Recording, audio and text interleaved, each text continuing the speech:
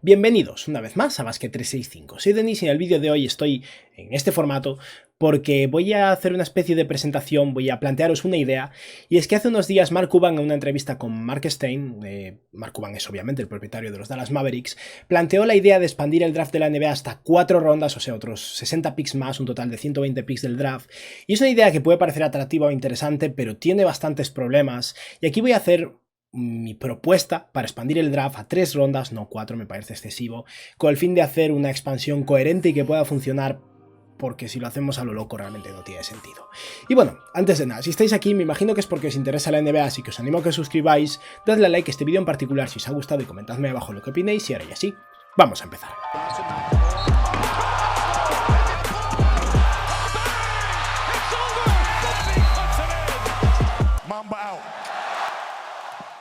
Vamos a seguir con el vídeo en este formato, y es que he decidido grabar así con la webcam porque tengo bastantes cosas de las que hablar que requieren apoyo visual y creo que tiene más lógica hacerlo así. Y es que antes de hablar de la posibilidad de expandir el draft hasta un total de 60 jugadores, creo que tiene sentido hablar un poco de qué es lo que pasa con los picks de segunda ronda, que son esos más vulnerables, ¿no? Son jugadores que no vienen con dinero garantizado como los picks de primera ronda, y en algunos casos muchos jugadores se quedan sin contrato, hay muchos que acaban firmando contratos duales, y esto solo se alargaría si hablamos ya del jugador del pick 61 al 120, y por eso quiero repasar desde la llegada del contrato dual, que ha añadido obviamente más plazas a la NBA,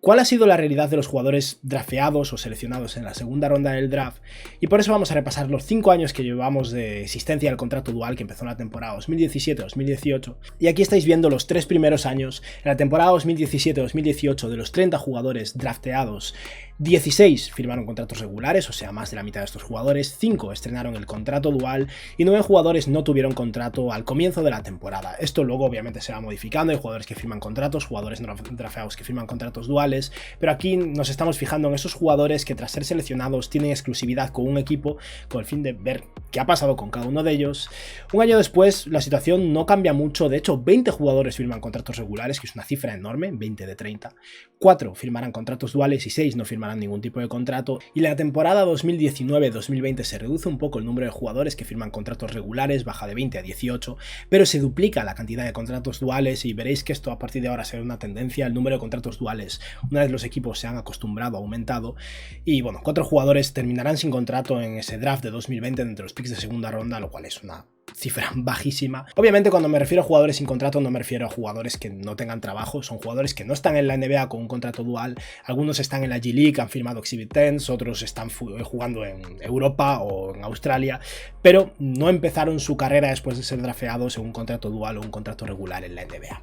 Y vamos ahora a ver los últimos 2 años que llevamos desde la existencia del contrato dual y cuál es el promedio de jugadores que han firmado cada tipo de contrato en estos 5 años que llevamos de ejemplos. Y en la temporada 2020-2021, 15 jugadores firmaron contratos regulares, 9 firmaron contratos duales, lo máximo hasta el momento, y 6 jugadores se quedaron sin contrato. Y en esta temporada actual, esto obviamente puede cambiar, es una cifra muy baja en comparación con las anteriores, pero claro, estamos en medio de la pretemporada, algún jugador aún podría negociar algún contrato, pero a día de hoy 11 jugadores de los 30 han firmado contratos regulares, 6 jugadores han firmado contratos duales y 11 jugadores se han quedado sin contrato. Y de hecho, he cometido un error en este draft de 2022 por penalizaciones por tampering. Los Bulls y los Heat no tuvieron su pick, o los Bulls y los Bucks, da igual, hubo 2 picks menos en la segunda ronda, realmente hubo 28 jugadores drafteados en la segunda ronda, así que la suma total, como veis ahí, es 28, no 30, y aún así, pocos jugadores firmaron contratos de momento. Y con eso vamos a ver cuál es el promedio a día de hoy de el tipo de contrato en cada caso de los jugadores de segunda ronda, y como veis, 16 jugadores de 30 firman contratos regulares en la NBA, o sea que básicamente la mitad alta de la tabla del pick 31 al 45, unos 13 jugadores firman contratos, y una vez te alejas de eso, 2, 3, tal vez 4 jugadores firman contratos en el final de la segunda ronda del draft, 6,4 jugadores firman contratos duales, o sea, un poco más de 6 jugadores por draft firman contratos duales, y 7,2 jugadores se quedan sin contrato en NBA, obviamente trabajan en otro lado, como decía. Hay un total de 60 contratos duales disponibles, 2 por equipo, 30 equipos en total en la NBA, y solo 6,4 de esos 60 contratos están ocupados con jugadores drafteados en la segunda ronda del draft, y eso es poco más de un 10%. Obviamente hay jugadores no drafteados que sí que entrarían en esos contratos duales,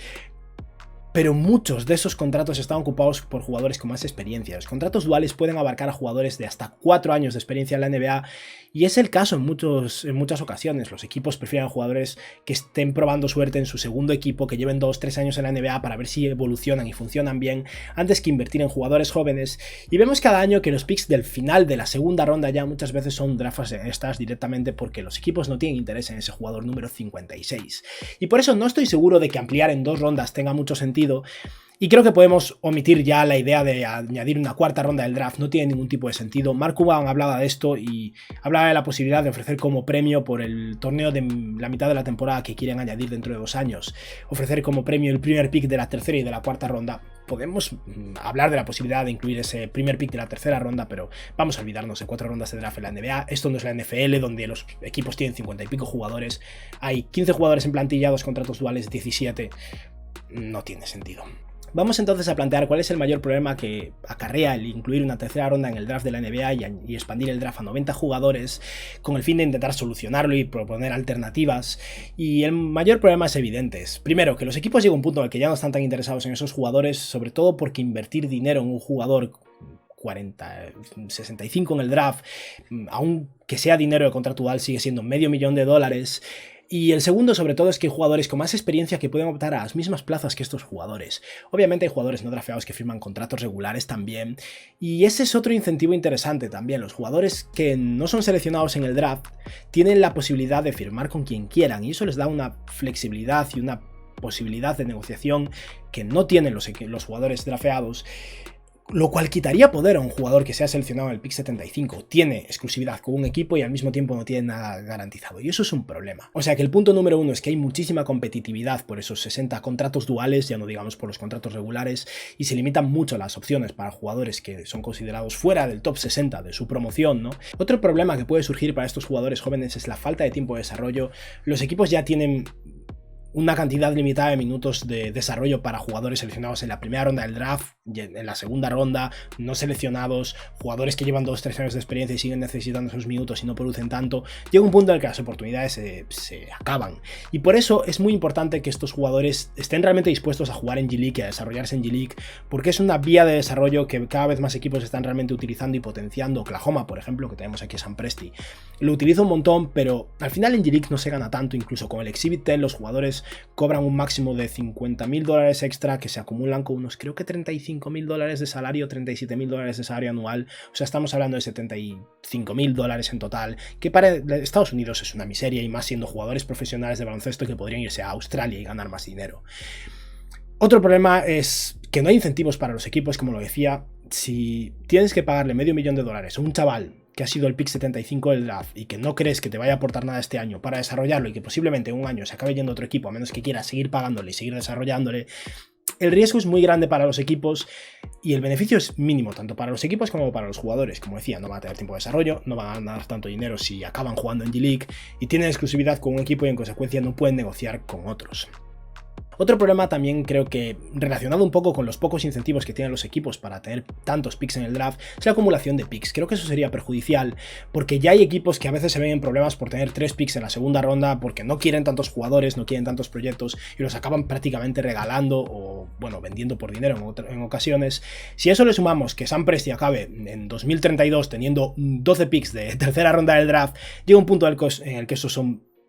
picks tan insignificantes que se van a regalar de un lado a otro y no van a tener sentido. Por eso una idea que planteaba Mark Cuban me parece interesante, y es que esos picks sean inamovibles y que cada equipo tenga el suyo en función del récord, en función del resultado en el torneo, puede ser interesante también, pero que básicamente cada equipo esté obligado a seleccionar un jugador en esa tercera ronda y no pueda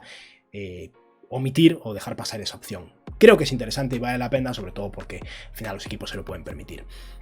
Y como decía antes de pasada, no hay ningún beneficio para los rookies en ser seleccionados tan tarde en el draft, porque no es que los equipos vayan a estar, aun si seleccionan a estos jugadores, tan interesados en ellos, van a perder su libertad de negociación con otros equipos y en consecuencia van a estar atados de manos si quieren jugar en la NBA y posiblemente se tengan que ir fuera o acceder a jugar simplemente en la G-League.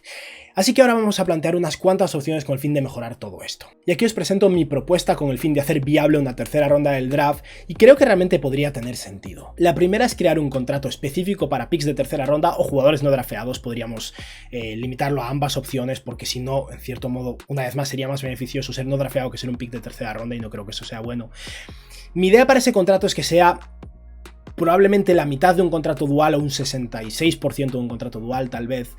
y que sean contratos limitados a un año y contratos de rookies únicamente. ¿A qué me refiero con esto? A que en vez de añadir simplemente un tercer contrato dual a cada equipo y ampliar en 30 las plazas en la NBA,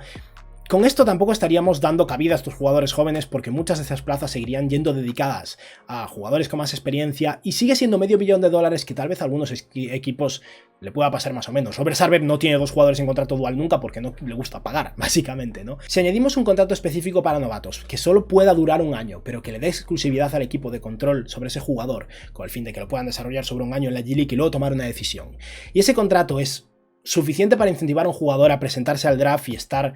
pseudo alegre de ser seleccionado en la tercera ronda, creo que se puede encontrar un equilibrio. Por eso la idea sería que si un contrato dual es $500 millones, un contrato de tercera ronda o de novato sea un contrato de solo un año de o $250.000 o tal vez $350.000. De esa manera los jugadores ganan una cantidad más que suficiente para desarrollarse en la G-League y estar satisfechos con estar jugando ahí. Creo que otra idea interesante para mejorar el desarrollo de los jugadores sería aumentar el salario medio de la G-League, porque si esos jugadores están jugando de manera casi exclusiva en G-League, aunque tengan derecho a, con esa plaza 18, jugar en la NBA, obviamente van a jugar poco en la NBA, y creo que es interesante que si van a jugar de manera casi exclusiva en la G-League, se siga elevando el nivel de talento de la G-League, que ha crecido mucho y considerablemente en los últimos años desde que es G-League en vez de D-League, de hecho, pero el salario medio sigue siendo unos $37 millones, como decía. Tal vez la NBA debería hacer un esfuerzo en hacer una inyección salarial con el fin de elevar un poco más el estándar de vida de esos jugadores y hacerla más atractiva para jugadores americanos que tal vez estén menos dispuestos a irse fuera de esa manera, y con eso elevar un poco más el nivel de competición y ofrecer un entorno de desarrollo todavía mejor. Creo que eso es algo que sería muy interesante para la G-League, con o sin tercera ronda del draft. Como veis, aquí estoy planteando una solución a cada uno de los problemas que he planteado en la imagen anterior, y lo que respecta a los incentivos mínimos para un equipo a la hora de seleccionar a un jugador tan tarde en el draft para desarrollarlo, creo que la idea de ofrecer un contrato más barato que un contrato dual de eso, $250.000, $300.000 o algo así, y al mismo tiempo conservar exclusividad con un jugador es interesante. Cuando un equipo consigue un jugador no drafteado y le ofrece un contrato Exhibit 10 para que se vaya a jugar a su equipo de G-League porque no tienen plaza para él y no quieren dedicarle un contrato dual, ese jugador tiene un bonus por pasarse 2 meses jugando en ese equipo de G-League, de unos hasta $50.000 más el salario de G-League, o sea que sí, gana algo de dinero, pero ese jugador, si juega realmente bien, no tiene exclusividad con el equipo. Y si, por ejemplo, los Warriors le ofrecen un Exhibit 10 a un jugador, y ese jugador, Trevion Williams, por ejemplo, que creo que ahora mismo tiene un Exhibit 10 con los Warriors, si Trevion Williams acaba en el equipo de G-League de los Warriors jugando súper bien, y los Warriors en ese momento no tienen una plaza disponible para él, cualquier equipo puede llegar y ofrecerle un contrato y llevárselo. De esta manera estamos ofreciendo un contrato en el que el jugador cobra más, pero es una cantidad mínima para un equipo NBA, y al mismo tiempo un contrato que ofrece exclusividad. Es un contrato convertible, un contrato, podríamos convertirlo en un contrato regular de NBA, un contrato dual posiblemente si fuera necesario, y sobre todo permite que el equipo durante un año pueda tomar una decisión en torno a ese jugador, y tras ese año, si el equipo no le ofrece un contrato, el contrato de novato se acaba, o le ofrece un contrato dual o un contrato regular, o se va como agente libre sin restricciones, pero como mínimo que haya un incentivo para que el jugador acceda a ser seleccionado en la tercera ronda y firmar un contrato de este estilo, y el equipo no esté tirando el dinero. Como decía, el tema de los picks creo que sería un problema grande que se acumularan tantos, porque los haríamos intrascendentes, y por eso creo que hacer los picks de tercera ronda intransferibles es interesante. El resto que sigue igual, los picks de segunda ronda son útiles y está bien intercambiarlos, y no se perdería mucho movimiento en la NBA de contratos malos a cambio de picks de segunda ronda. Creo que eso está bien, pero en la tercera ronda me parece bien hacerlos no transferibles. Y por último, creo que un incentivo adicional para que los jugadores sean drafteados, porque a día de hoy vemos con frecuencia que hay jugadores que no quieren ser seleccionados, lo hizo Austin Reeves, por ejemplo, hace poco,